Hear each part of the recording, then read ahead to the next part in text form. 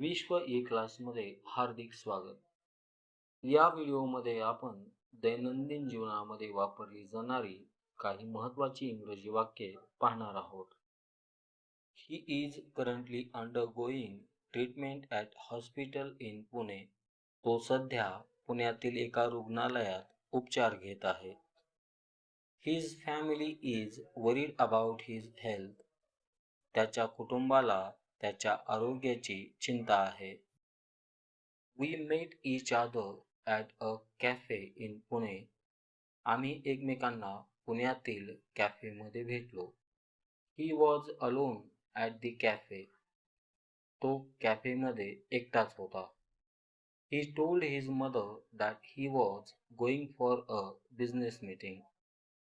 त्याने त्याच्या आईला सांगितले की तो व्यावसायिक बैठकीसाठी जात आहे. He was addressing a public gathering. तो एका सार्वजनिक सभेला संबोधित करत होता. You will have to wait for 10 to 15 minutes to meet him. त्याला भेटण्यासाठी तुम्हाला 10 ते 15 मिनिटे वाट पाहावी लागेल. She will come to your house every Sunday. ती प्रत्येक रविवारी तुझ्या घरी येईल.